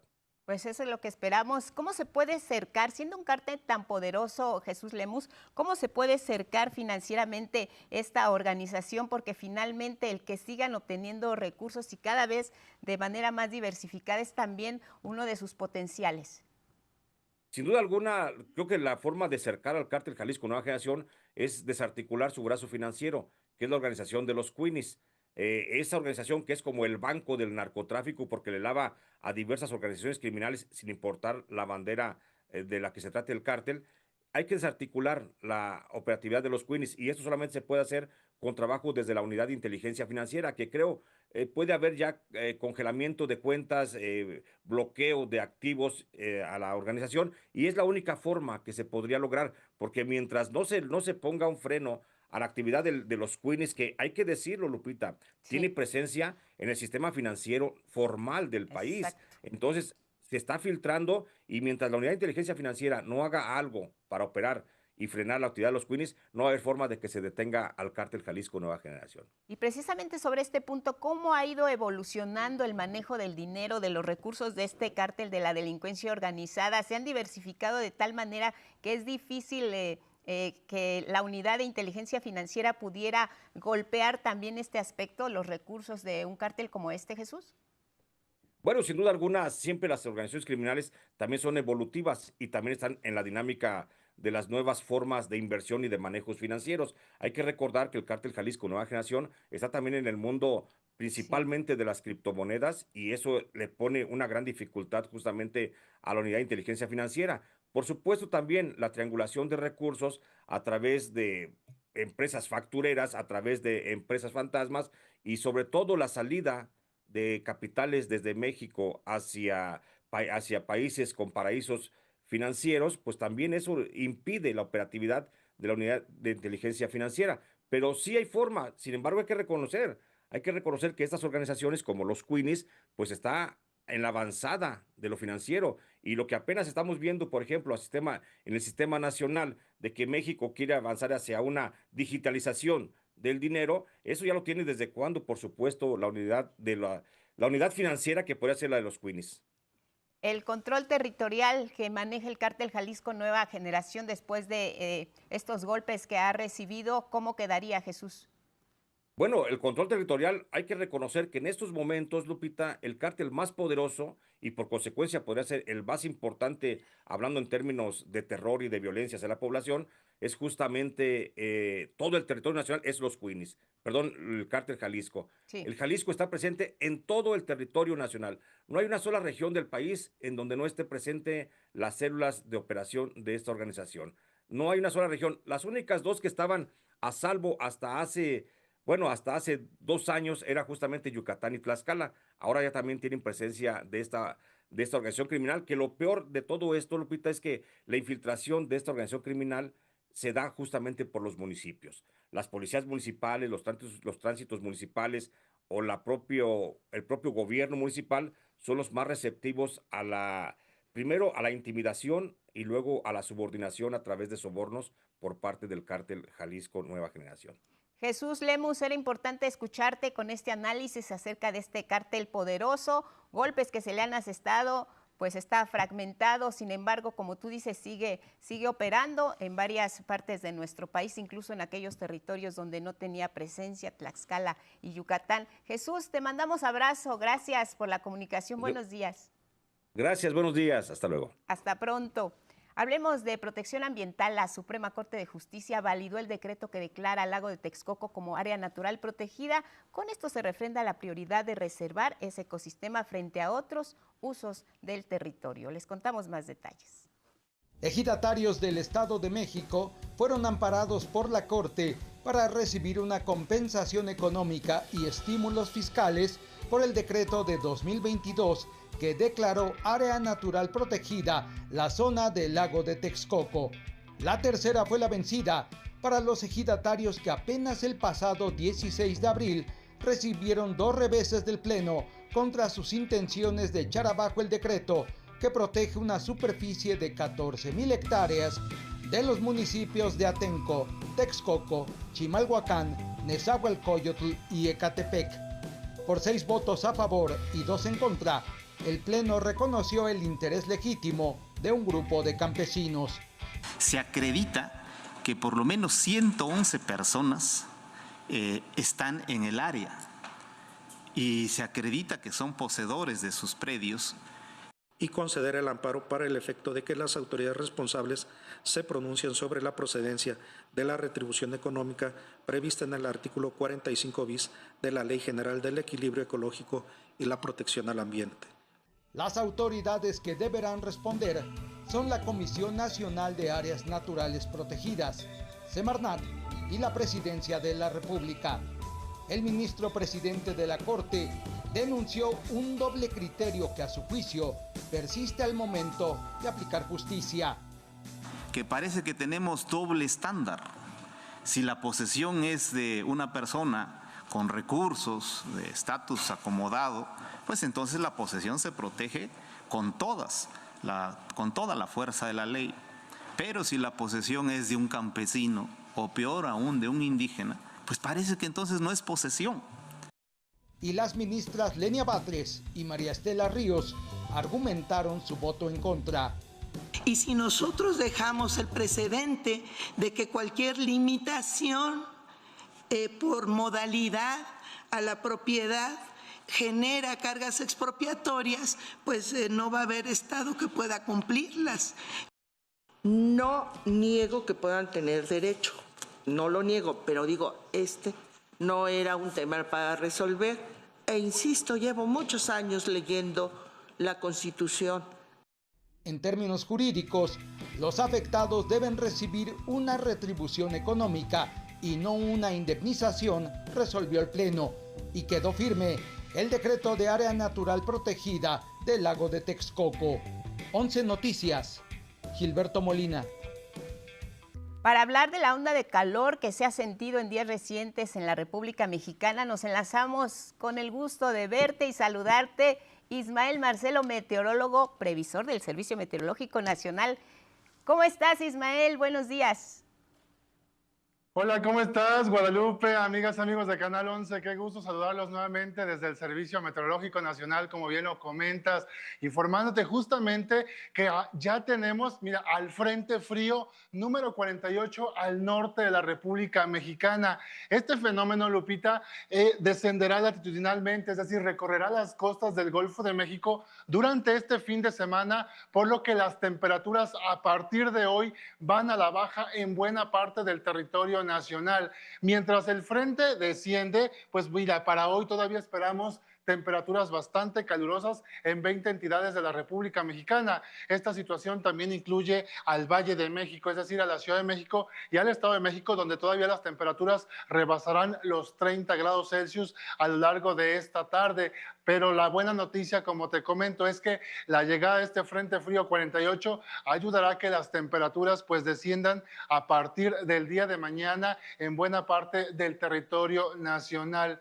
¿Qué esperamos aquí en la Ciudad de México, Guadalupe? Pues mira, todavía esperamos para hoy, como te decía, una temperatura de 31 a 33 grados Celsius, pero también a partir de hoy ya incrementa la nubosidad y las condiciones para lluvias aquí en la capital del país y más hacia el sábado y domingo, donde esperamos ya chubascos, descargas eléctricas. Si no se descarta incluso, Lupita, durante este fin de semana la posible caída de granizo aquí en la capital del país. Oye, Ismael Marcelo, ¿y será la única onda de calor por la que vamos a atravesar o tenemos que prepararnos para que esta situación del termómetro con altas temperaturas se repita?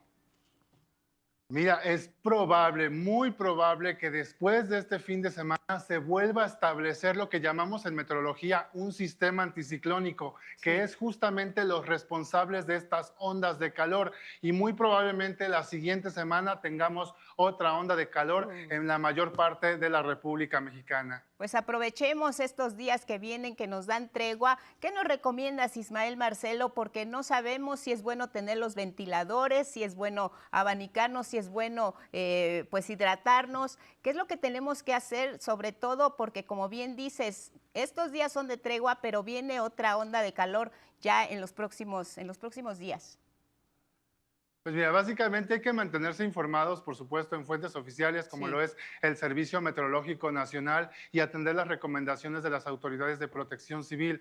Como bien te lo comento, la próxima semana pues nuevamente tendremos los efectos de este sistema anticiclónico, por lo que hay que mantenerse muy alerta sobre estas condiciones meteorológicas adversas que se tienen previstas para la siguiente semana, atender muy puntualmente las indicaciones de protección civil y pues también recordemos, hay que cuidar a nuestros animales de compañía y evitar acciones que puedan generar incendios forestales, de pastizales y de basureros. Los horarios, Ismael Marcelo, donde el calor es más intenso, los rayos UV, donde sí nos tenemos que proteger y cuidar, ¿cuáles serían? Mira, la mayor actividad de la radiación se tiene, pues obviamente prevista justamente después del mediodía y más hacia las 3, 4 de la tarde. Ya después de esas horas, pues ya la radiación solar disminuirá y pues bueno, pues de todas maneras hay que mantenerse muy bien hidratados. Eso es importantísimo. Pues te agradecemos mucho el reporte, nos da gusto verte y saludarte, sobre todo escucharte. Y bueno, estamos pendientes del Servicio Meteorológico Nacional de los reportes, porque ahí está la información oficial acerca de estas temperaturas que sí que nos han agobiado. Fuerte abrazo, Ismael Marcelo, buenos días. Igualmente un fuerte abrazo para todos, muy buen día. Hasta pronto, seguimos.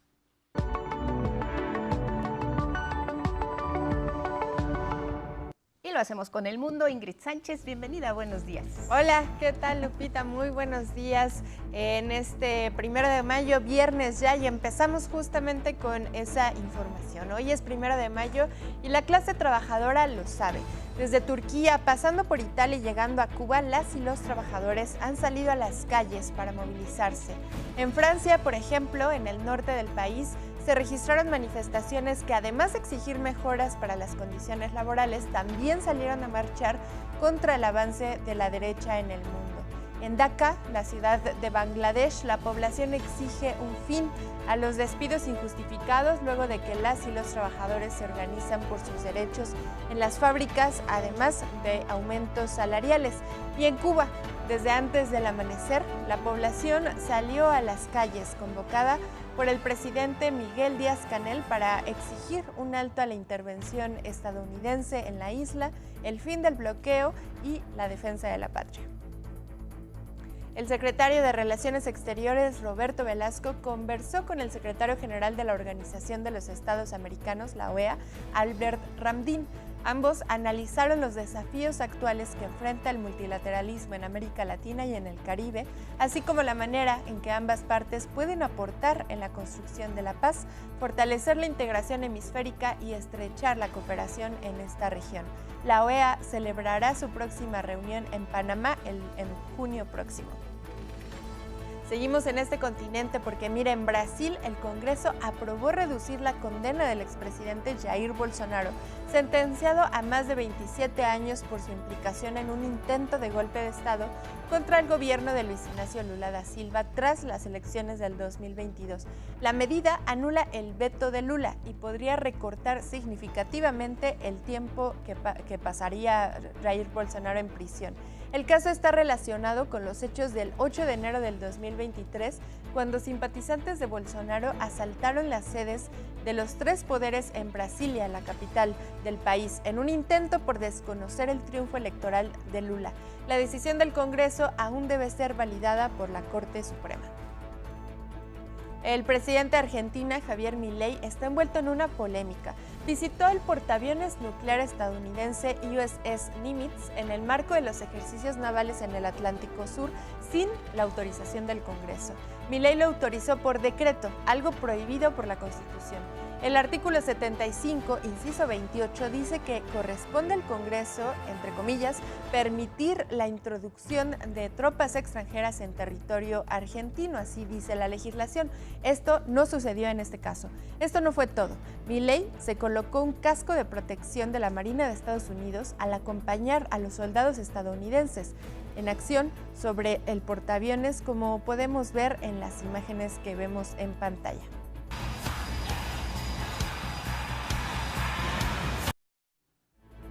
El estado de Luisiana en Estados Unidos aplazó celebrar las elecciones primarias para escoger a los candidatos congresistas de los partidos republicano y demócrata que se iban a realizar este 16 de mayo. La decisión se debe a que la Suprema Corte de Justicia de Estados Unidos declaró inválida la distribución de los distritos electorales en ese estado, al considerar que estuvieron marcados por la discriminación racial de la población afroestadounidense. El gobernador de Luisiana, Jeff Landry, respaldó el fallo de la Corte que pretende evitar la discriminación racial. Permitir que las elecciones se celebren con un mapa electoral inconstitucional socavaría la integridad de nuestro sistema y violaría los derechos de nuestros votantes, escribió en X. Ahora, la Asamblea Estatal de Luisiana deberá configurar un nuevo mapa electoral, recordó el gobernador Landry. El presidente de Estados Unidos, Donald Trump, promulgó la ley que financia a las agencias del Departamento de Seguridad Nacional y el Servicio Secreto, así como a la Agencia para el Manejo de Emergencias, FEMA, la Guardia Costera, pero no destina dinero al ICE, el Servicio de Inmigración, ni a la Oficina de Aduanas CBP, debido a la presión de los legisladores demócratas para no otorgarle fondos debido a la violencia utilizada por sus agentes en las redadas. Previamente, la legislación fue aprobada en el Senado y en la Cámara de Representantes. La falta de presupuesto detuvo los operativos de la dependencia durante 11 semanas, además del servicio en los aeropuertos del país por la falta de empleos de la Agencia para la Seguridad en el Transporte. Ahora nos vamos a otra región del mundo, concretamente a la Franja de Gaza, donde tras el genocidio y los constantes ataques que mantiene Israel sobre el territorio, un hombre palestino ha encontrado una terapia para apoyar a las infancias. Les contamos la historia.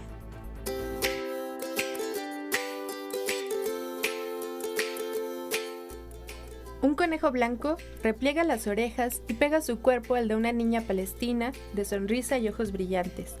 Ella lo acaricia mientras mira a Rashid Ambar, el organizador de un proyecto que apoya psicológicamente a las infancias con seres sintientes rescatados. De acuerdo con una cifra del monitor Euromed de Derechos Humanos, el genocidio israelí en la Franja de Gaza ocasionó la destrucción del 97% de la riqueza animal de la región. Sin embargo, frente a las bombas, el saqueo y el hambre, el calor y las sonrisas de las infancias. Y es que Rashid comenzó a rescatar animales que habían sobrevivido al bombardeo y decidió salvar 2 vidas con una misma idea. Durante la guerra me encontré con muchos animales domésticos abandonados en las calles. Para mí esto era un problema. Así que decidí reunirlos y utilizarlos con fines terapéuticos, para poder cuidarlos, sabiendo que si permanecían en la calle, podrían morir. Las infancias en Gaza, incluidas aquellas que tienen daños físicos por el genocidio, se reúnen en el taller artístico de Rashid y junto con él aprenden sobre el cuidado de estos seres. Se trata de fomentar una cultura de bondad hacia los animales y cultivar una generación con compasión hacia ellos. Además, busca ayudar a los niños a superar sus miedos mediante el juego con animales, el contacto físico y la adquisición de conocimientos sobre ellos. Entre risas y bajo una carpa llena de dibujos y pinturas, las infancias aprenden y sanan un poco la herida que el genocidio les ha dejado. Los animales, por su parte, reciben cariño y, ¿por qué no?, también juegan mientras sanan sus heridas.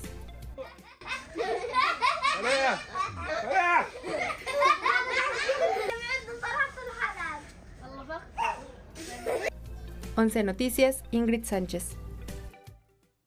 Asia Occidental no es el único lugar en donde Washington trata de generar divisiones. África es un territorio en disputa por su riqueza natural.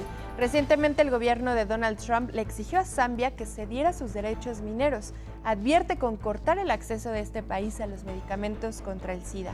Es por todos esos intereses que las luchas anticoloniales como la de Kemi Seba son castigadas. Aquí les contamos la historia de esta activista.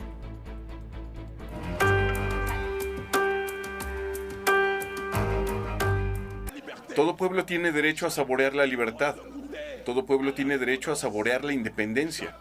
Todo pueblo tiene derecho a recuperar su dignidad. Él es el activista Kemi Seba y se encuentra detenido en Sudáfrica. Es perseguido por varios gobiernos africanos y principalmente por Francia debido a su pensamiento y a su lucha anticolonial. Seba ha promovido la expulsión y la salida de los franceses en las naciones que, si bien son independientes nominalmente, en los hechos siguen teniendo presencia militar, económica y política francesa. Antes de ser detenido, promovió el anticolonialismo y el derecho de los países a la autodeterminación y la soberanía. Y si Francia no quiere permitir que los africanos respiren, la obligaremos a escucharnos. Francia le retiró la nacionalidad en 2024, acusándolo de activismo antifrancés. El 13 de abril fue detenido en Sudáfrica mientras intentaba escapar hacia Europa. 7 días después, inició formalmente el juicio en su contra.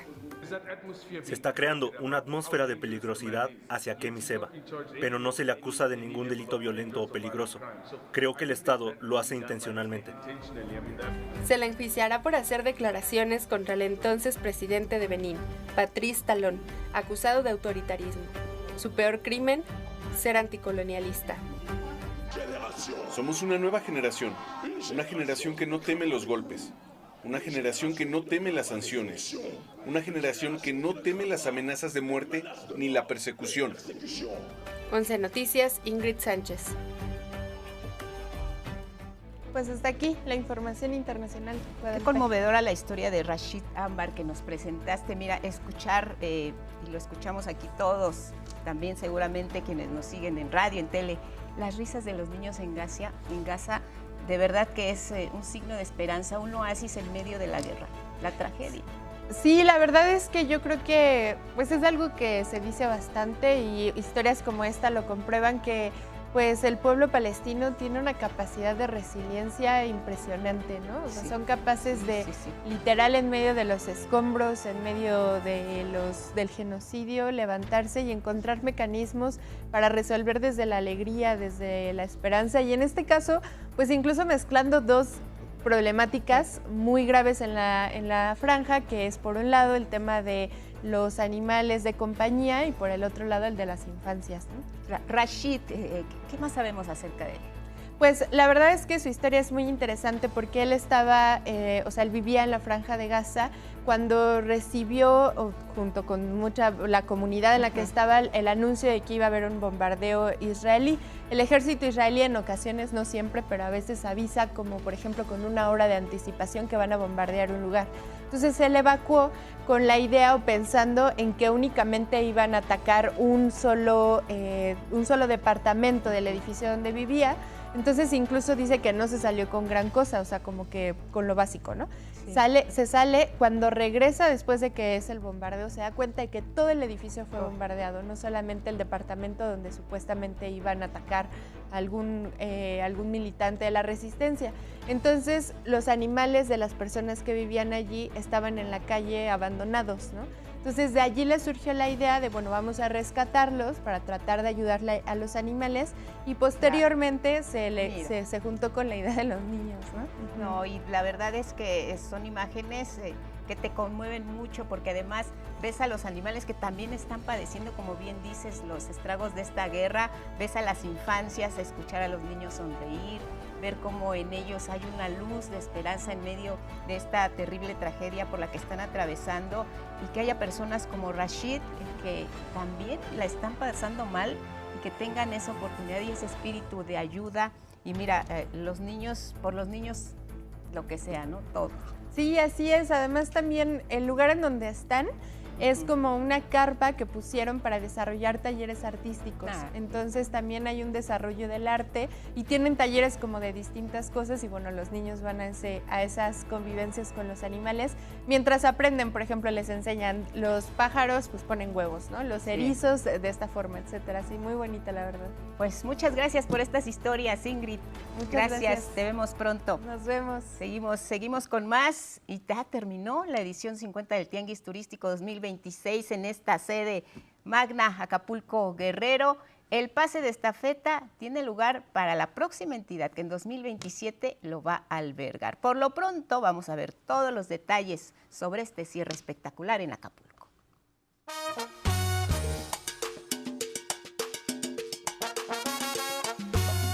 Con 50 años cumplidos, la edición 2026 del Tianguis Turístico llegó a su fin.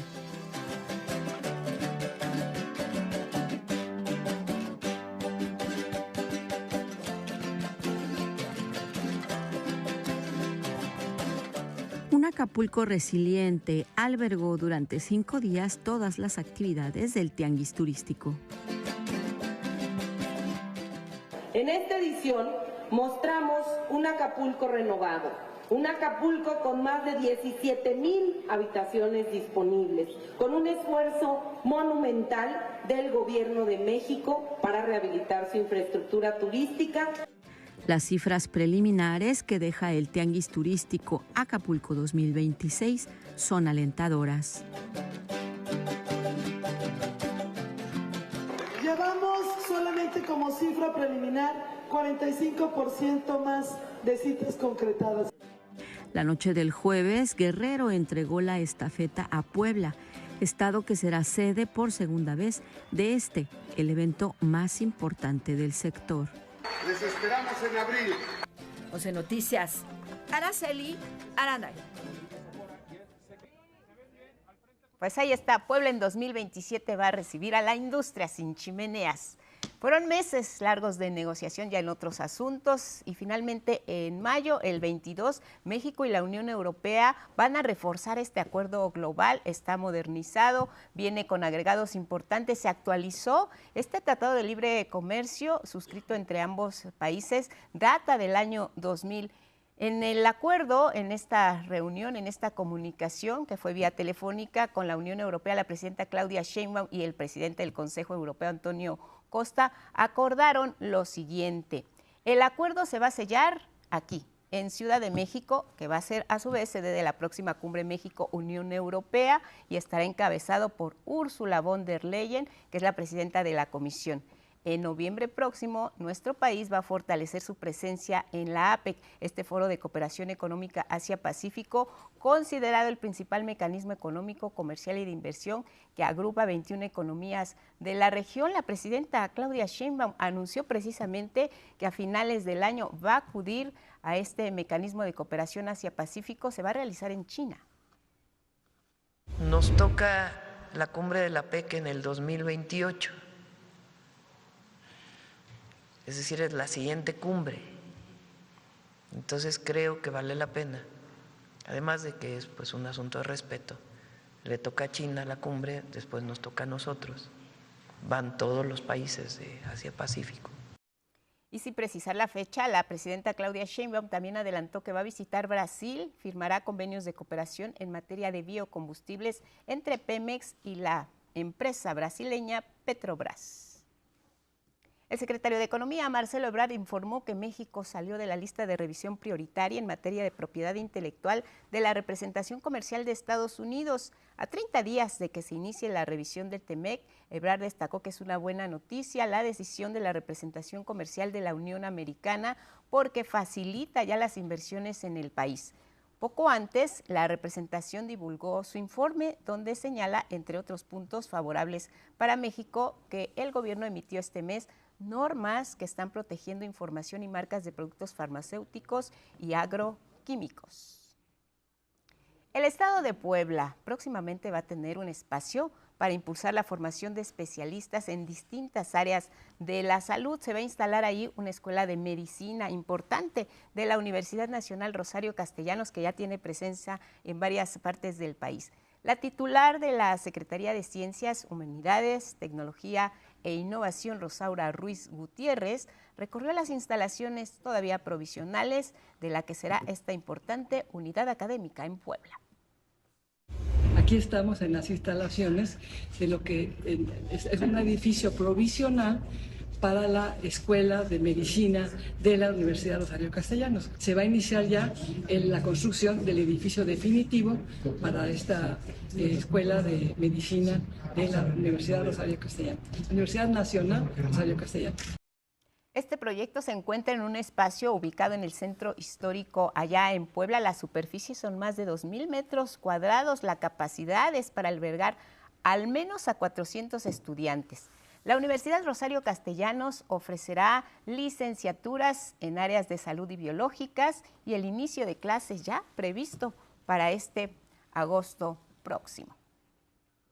Hemos hablado y hemos insistido en la atención que se da al cáncer en cualquiera de sus manifestaciones, la detección temprana clave para que un tratamiento se aplique de manera oportuna y salve la vida. Sin embargo, hay algunos, como el cáncer de páncreas, que es muy silencioso y su aparición ocurre cuando ya la enfermedad está en un estado avanzado. Por ello, la inteligencia artificial se ha convertido en un aliado importante para poder realizar detecciones tempranas. Les contamos más.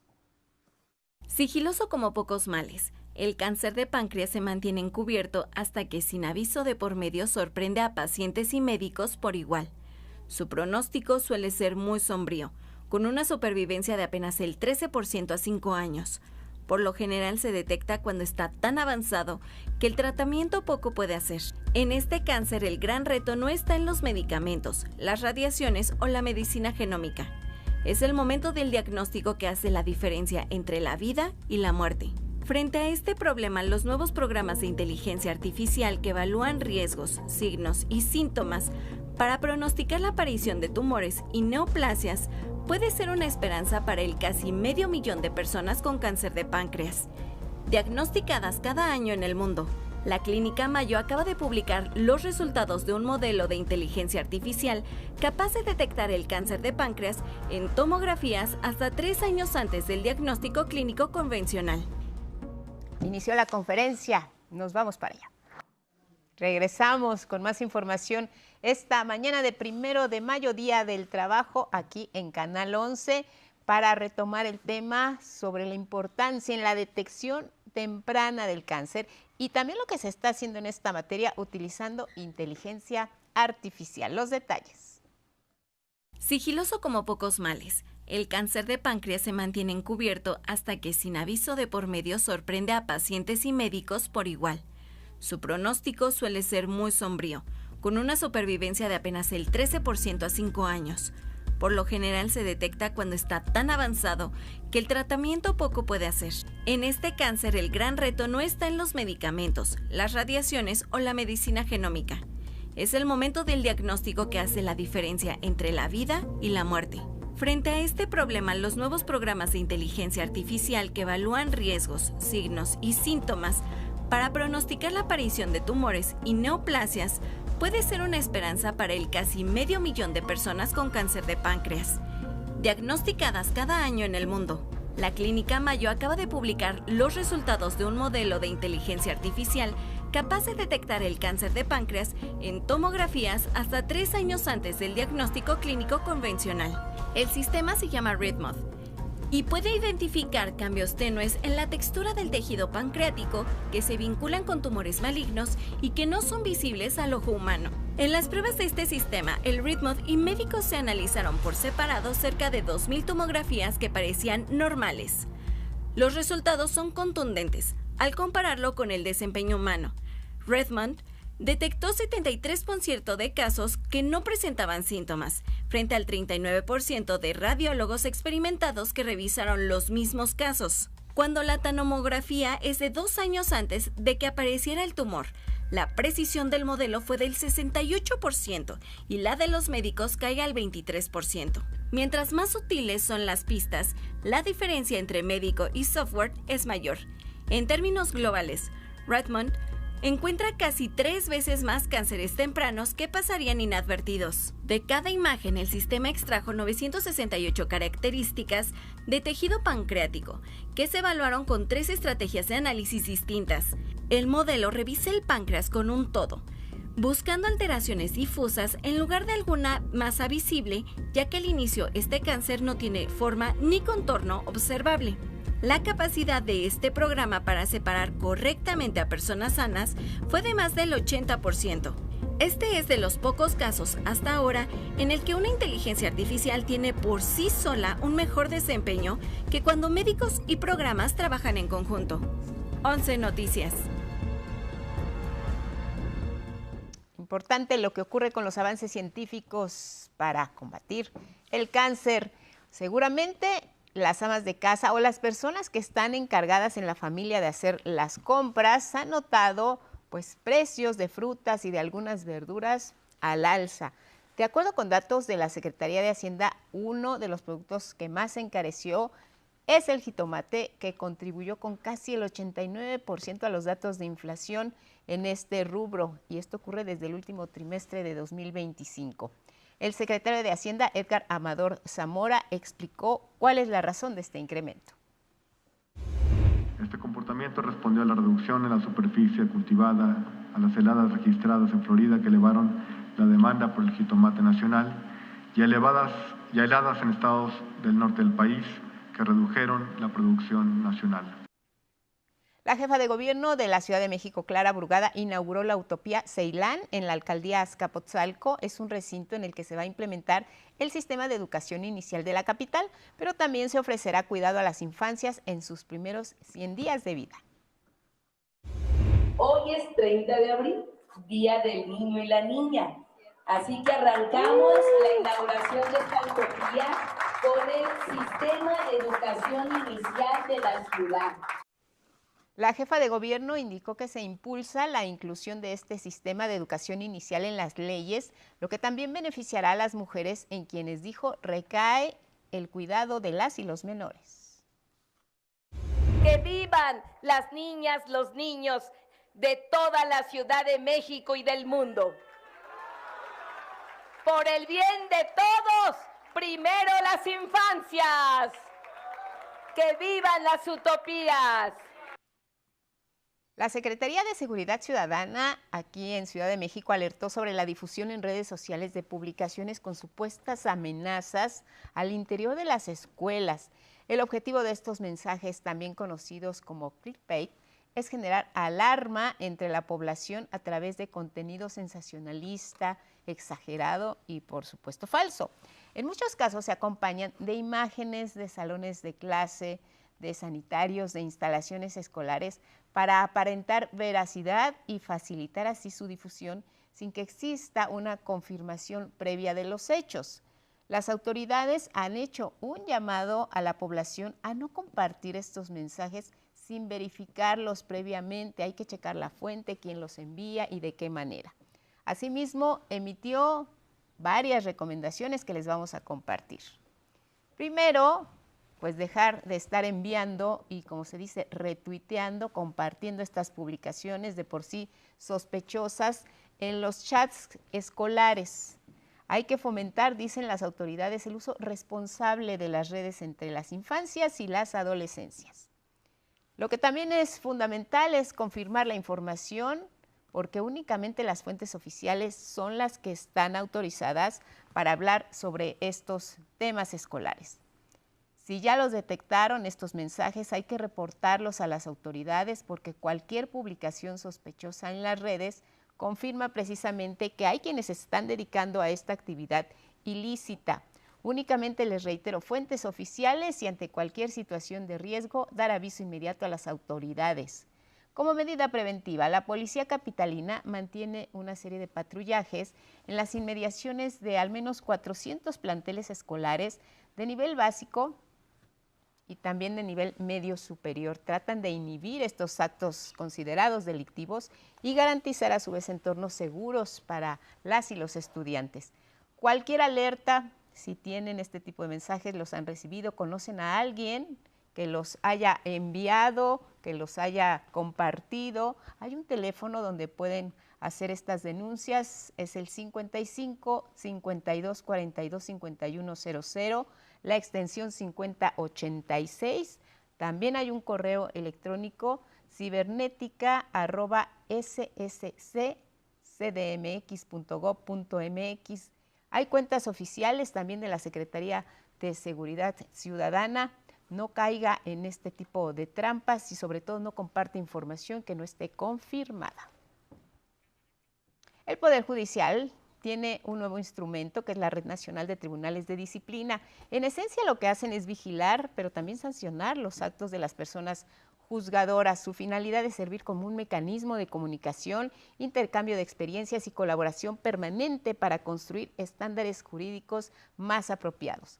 La presidenta del Tribunal de Disciplina, Celia Maya, afirmó que esta labor del Poder Judicial requiere coordinación, diálogo y una visión compartida. Dice que no puede construirse así, de manera aislada. El anuncio de la nueva red de tribunales se dio a conocer durante la inauguración de la primera reunión de tribunales de disciplina judicial. Por cierto, miren, sobre la situación de la jueza Amarán de Riojas Orozco, envuelta en la polémica por ordenar el cese de prisión preventiva de un sujeto imputado por feminicidio, el tribunal sigue sin brindar información oficial. Trascendió que la jueza fue suspendida desde el pasado 24 de abril, lo que no ha sido confirmado ni desmentido por el órgano responsable de juzgar precisamente a juezas jueces y servidores públicos dentro del Poder Judicial, con excepción, en este caso, de los ministros de la Suprema Corte de Justicia. Nos vamos con un resumen de noticias. En este Día del Trabajo, la presidenta Claudia Sheinbaum señaló que hay una versión distinta al pasado en materia laboral y que se sigue avanzando en los derechos de las y los trabajadores. El programa de televisión 31 minutos que dio a conocer Canal 11 en México llegó al país y llenó el Zócalo capitalino. 230,000 espectadores en la plancha del Zócalo presenciaron el espectáculo Yo Nunca Vi Televisión y lo hicieron de manera gratuita. Fue un gran concierto. Este 1 de mayo, los sindicatos nacionales de trabajadores marcharán en Ciudad de México para exigir se respeten sus derechos laborales en el Día del Trabajo. Ojo, la Coordinadora Nacional de Trabajadores de la Educación, además de marchar, entregará al gobierno federal un pliego petitorio para solicitar la abrogación de la ley del ISSSTE y un aumento salarial. La Secretaría de Hacienda y Crédito Público informó que en 2026 México ha sido la única economía en la región de América Latina y el Caribe para la que se prevé un crecimiento significativo. Quedó inaugurada la Autopía Ceilán en la alcaldía Azcapotzalco. Es un recinto en el que se implementará el sistema de educación inicial de la capital y se ofrecerá el cuidado a las infancias en sus primeros 100 días de vida. Gracias por sus respuestas a la pregunta de esta semana. Muchas gracias por su participación en redes. ¿Cumpliste tu sueño de la infancia o la vida te cambió el plan? ¿A qué se dedican? Tacomi GM, gracias a su preciosa programación, dice Tacomi, lo estoy consiguiendo. Logré extender todavía más mis alas y soy una neurobióloga que logra aplicar las artes y la tecnología para facilitar la educación. Tomás Rodríguez también respondió, sí. A los 8 años decidí ser maestra y aquí sigo, 17 años de docencia. También nos escribió Nunca Más y dice, retomando lo que nunca debía abandonar por satisfacer a los demás, hoy hago música. Luis Soto nos compartió sueño cumplido y esta fotografía que tienen en pantalla como operador de maquinaria pesada, es decir, de grúas. Gracias, Luis. Raúl Avilés dice, yo quería ser bombero. Gracias, Raúl, ojalá y lo hayas logrado. Ovani Delgado Castro, quería ser futbolista y jugar en un estadio. Trabajé para 2 clubes de primera división, narraba los partidos de la cuadra y también pude narrar primera división en radio. Hoy soy gerente de un jardín de eventos en mi ciudad y soy muy feliz. Y también nos compartió esta imagen hecha con inteligencia artificial. Se le ve a su versión en la juventud y actualmente como es él, como si pudiera hablar con su yo de la infancia. Gracias a todas y a todos por su atención y compañía. Gracias en radio a nuestras intérpretes en lengua de señas mexicana. Sigan con la programación de Canal 11. Buenos días.